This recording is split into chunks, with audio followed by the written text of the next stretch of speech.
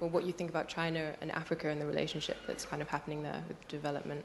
Great question. The short answer would be I don't know enough details to give you. I have suspicions, but I don't know enough details in Africa to give you an informed response. I've been in Jamaica a lot this year, so I can talk to you a bit more about Jamaica, because you can imagine I asked every Jamaican I could speak to what they thought about China's role in Jamaica. And what I could glean was, whatever we think of the Chinese, they are building infrastructure in Jamaica that Britain chose not to build in 300 years. This is just a simple fact of it. They've just cut the travel time to Montego Bay in half, which obviously what that does for the Jamaican economy and Jamaican business. Is there a worry? Should there be suspicion? Yes, of course. It's a major international power. Jamaica's a small island. However, what was interesting talking to most of the Jamaicans I spoke to, in fact all of them, even the ones that had a problem with the Chinese relationship there, when I said, what is it the Chinese are doing that American capital or British capital or French capital is not doing? What are the specific negative things that the Chinese are doing? And no one could name anything. So their gripes with the Chinese were gripes with capitalism, not gripes with the Chinese. The problem is, and those of you who are Caribbean will know this, there is a sort of slight anti-Chinese bigotry in the Caribbean, because they're the successful people it's okay to hate. You can't really hate white people, they have too much power in the Caribbean, and we've sort of learned that when white people die, there's big consequences. So Jamaicans in Jamaica, they sort of still admire Europeans despite that history. And there is this suspicion of the Chinese, and that's not to say that there is not valid reasons to be concerned. I'm just saying the suspicion is a suspicion rooted in their Chineseness, not rooted in the actual behaviors. One other example I'll give you. There are several projects that the Chinese have proposed in Jamaica that the Jamaican people said no to. The Jamaican government had to say no to. The Jamaican government then said no to the Chinese. What was the Chinese response? Was it to send the CIA in? And was it to overthrow the Jamaican democracy? Was it to cut off aid to Jamaica? No. They said, okay, we proposed a business deal, you said no. Here's another one. So, what I would put to people, and I can't say that this is the case in Africa because the power dynamics may be completely different. In the case of Jamaica, if the Jamaican government does not negotiate in the best interest of the Jamaican people, whose fault is that?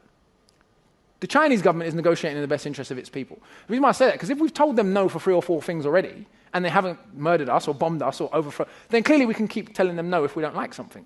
My fear, genuine fear, is that some of the crooked politicians in Jamaica will embezzle some of the money coming from China and then say, hey, look, the evil Chinese did it. I genuinely fear that as a possibility also. So I think we have to be, this is a situation that we have to manage very, very carefully, because there is an opportunity for the Caribbean at least to parlay a relationship with China slightly to its best interest. That does not mean China is on a charity project. That does not mean China does not have human rights abuses at home. That does not mean that China is there because they love Jamaican people. They're there to make money and do business.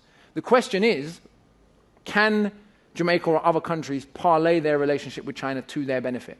If the question is no, then they should sever relationships with the Chinese. If the question is yes, the question is how do they do that? But I think we have to be very, very careful that the sort of yellow peril sort of vibe and the assumption that they will behave exactly the same as other major powers have behaved, it's not proven yet. And I'm not saying that I'm naive that they might also do that, but I don't think it's intelligent to approach that relationship, as I see a lot of people doing, with the assumption that it will be identical to relationships with other major powers in the region. Happy to be proved wrong, happy to learn more, but that was my assessment from talking to... Last example I'll give you on this. I know I keep saying that. When you go and see them building the roads in Jamaica, you see Chinese workers and black workers working next to each other in Jamaica. It's the first time in the history of the Caribbean anyone who wasn't black or Indian did manual labor. It's the truth. So it's a different attitude. You see the bosses there's a Jamaican boss, there's a Chinese boss. You see the workers, there's a Chinese worker and there's Jamaican workers.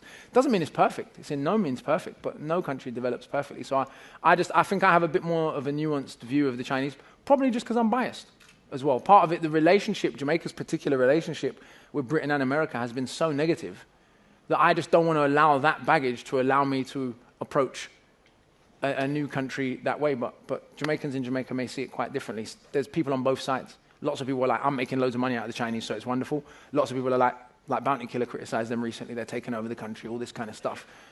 But foreigners own most of Jamaica anyway. So when we say the Chinese are taking over, who are they taking over from? They're not taking over from Jamaicans, because Jamaicans don't own the country. So there were already foreigners owning. So what we're really complaining about is Chinese capital replacing American, Canadian, or British capital.